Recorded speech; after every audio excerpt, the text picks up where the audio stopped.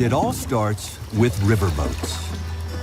In the early 1800s, when our country was just starting out, rivers were the first highways and drew many of our state's borders.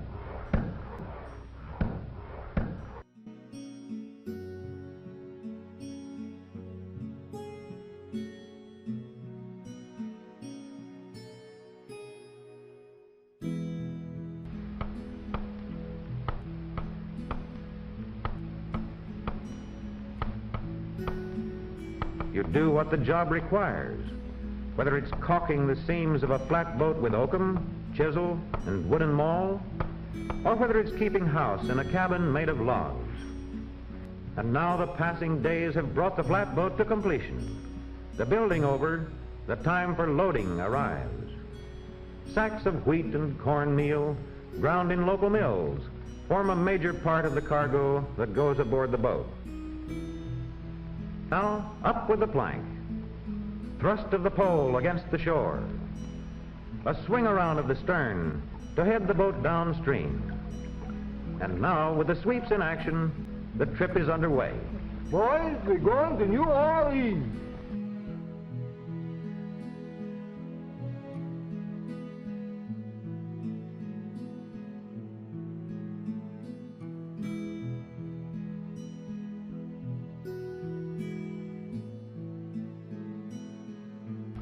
At last, the Mississippi that will carry them down to New Orleans, a fit occasion for music.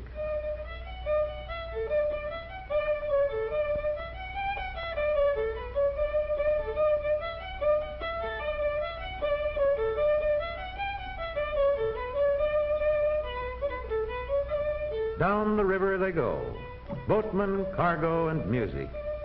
With them on their journey travels the strength and the courage, the spirit and the faith of the frontier.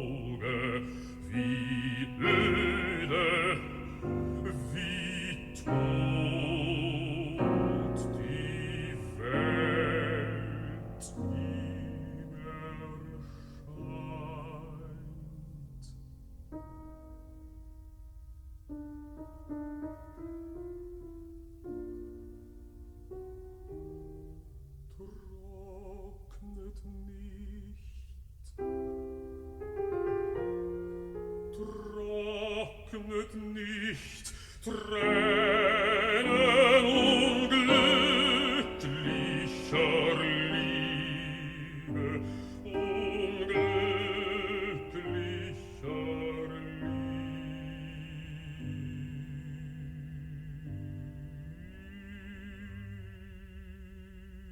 Liebe, trocknet nicht. Trocknet nicht,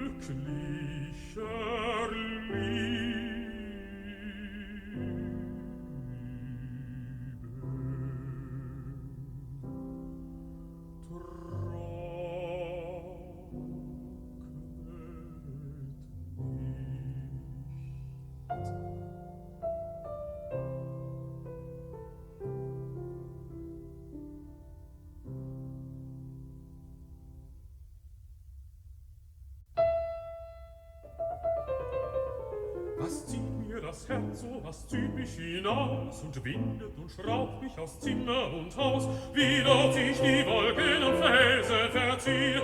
Da möchte ich hinüber, da möchte ich wohl hin, da möchte ich wohl hin.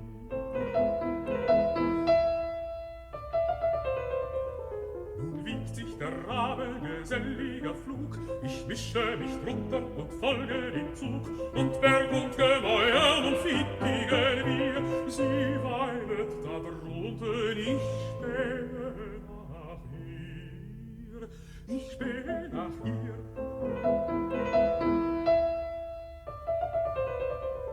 Da kommt sie und wandelt, ich eile so bald, ein singender Vogel zum buschigen Wald. Sie weilet und horchet und lächelt mit sich, er singet so lieblich und singt es an mich, und singt es an mich.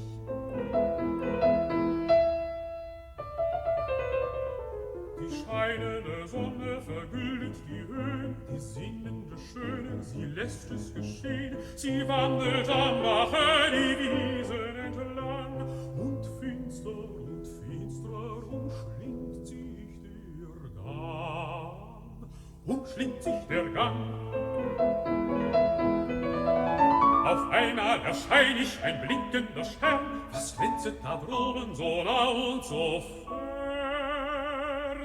Und hast du mit Staunen das Leuchten erblickt, ich lieg dir zu Füßen, da bin ich beglückt, da bin ich beglückt.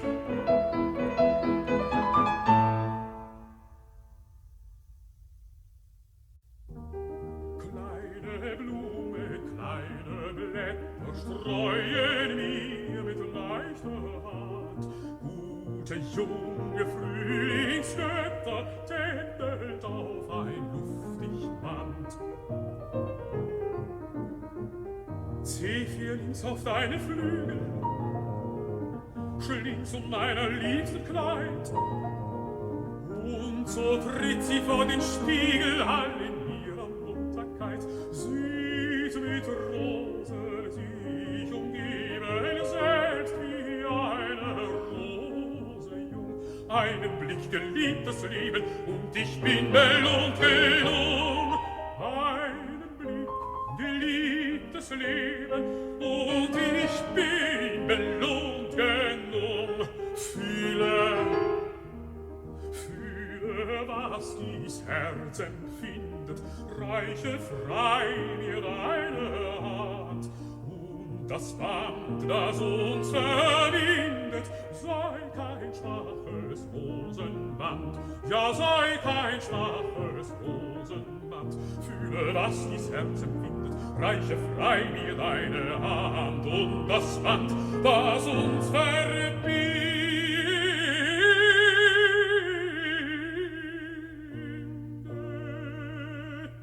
sei kein schwaches Rosenband, sei kein schwaches Rosenband, kein schwaches Rosenband.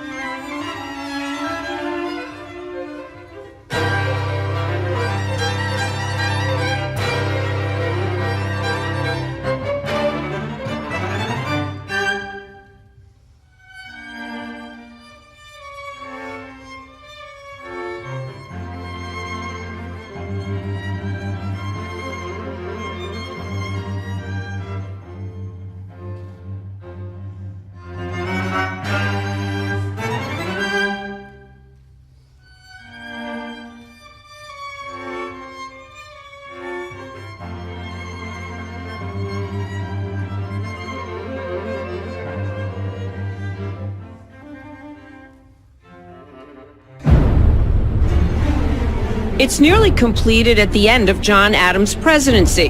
He moves in November 1800, but stays only a few months. Thomas Jefferson spends 2 terms there before handing the keys to James Madison. Then, British troops set it ablaze in the War of 1812. First Lady Dolly Madison orders the staff to remove this beloved portrait of George Washington by Gilbert Stuart. But according to William Seal, author of 2 books on the White House, the building's interior is destroyed. They burned the second floor with rubble. They broke up all the furniture and poured lamp oil on it. And the attic fell in, and then it burned through to the main floor, and the whole thing, in about 2 hours, was just a shell.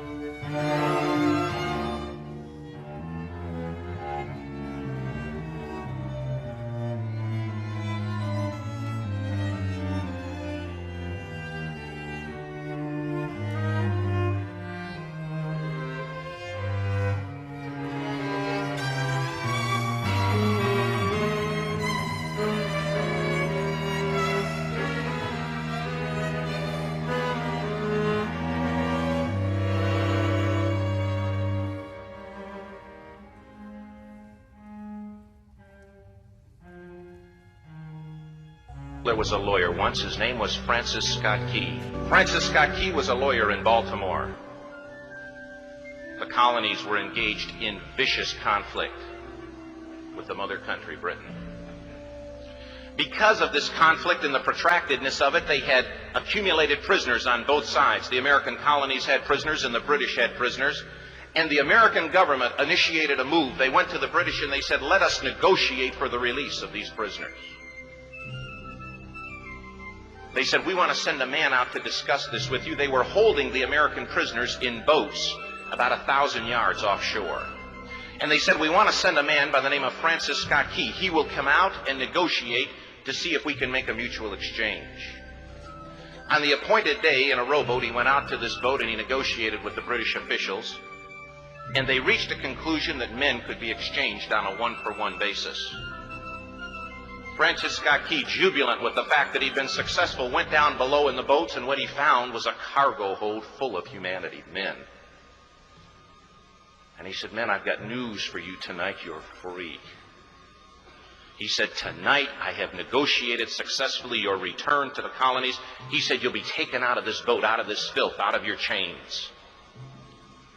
As he went back up on board to arrange for their passage to the shore, the admiral came and he said, we have a slight problem. He said, we will still honor our commitment to release these men, but it'll be merely academic after tonight. It won't matter. And Francis Scott Key said, what do you mean? He said, well, Mr. Key, he said, tonight we have laid an ultimatum upon the colonies. Your people will either capitulate and lay down the colors of that flag that you think so much of, or you see that fort right over there, Fort Henry? He said, we're going to remove it from the face of the earth. He said, how are you going to do that? He said, if you will, scan the horizon of the sea. And as he looked, he could see hundreds of little dots. And he said, that's the entire British war fleet. He said, all of the gunpowder, all of the armament is being called upon to demolish that fort. It will be here within striking distance in a matter of about 2.5 hours. He said, the war is over. These men would be free anyway. He said, you can't shell that fort. He said, that's a large fort. He said, it's full of women and children. He says, it's predominantly not a military fort. He said, don't worry about it. They said, we've left them a way out. And he said, what's that?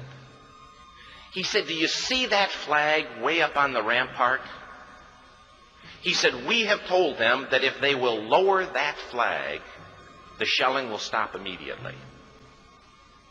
And we'll know that they've surrendered, and you'll now be under British rule. Francis Scott Key went down below and told the men what was about to happen. And they said, how many ships? He said, hundreds. The ships got closer. Francis Scott Key went back up on top and he said, men, I'll shout down to you what's going on as we watch. As twilight began to fall, and as the haze hung over the ocean as it does at sunset, suddenly the British war fleet unleashed.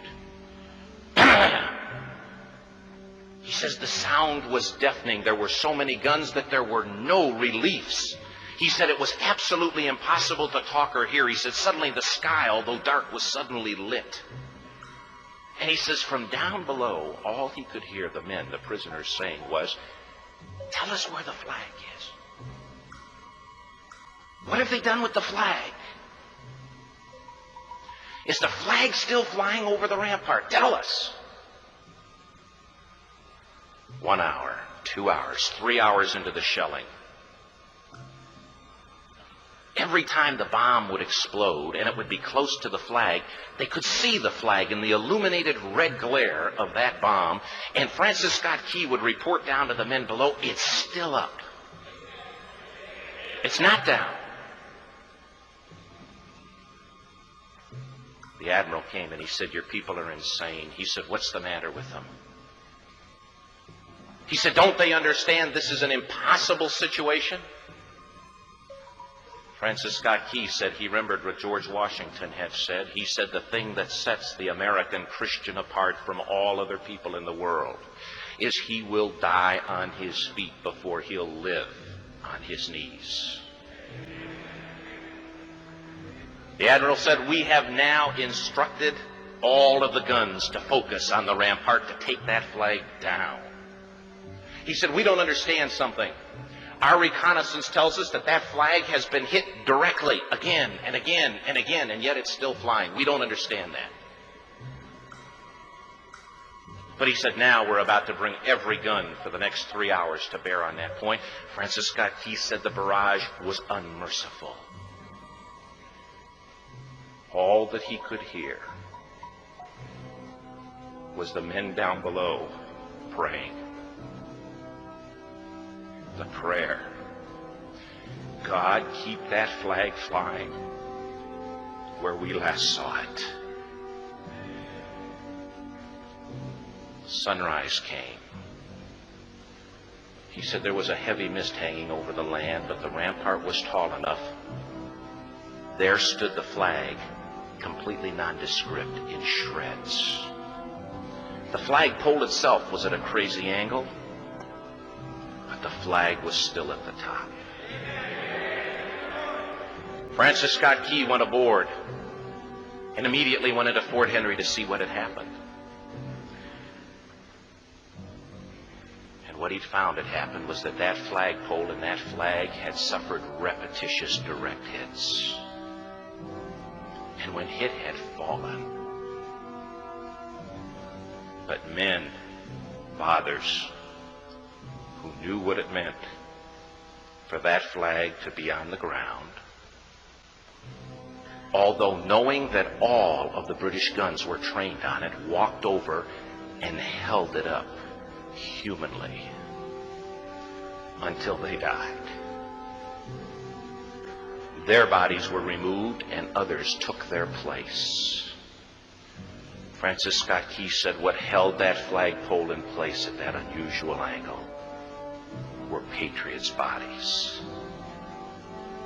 He penned the song, "Oh, say can you see by the dawn's early light what so proudly we hailed at the twilight's last gleaming.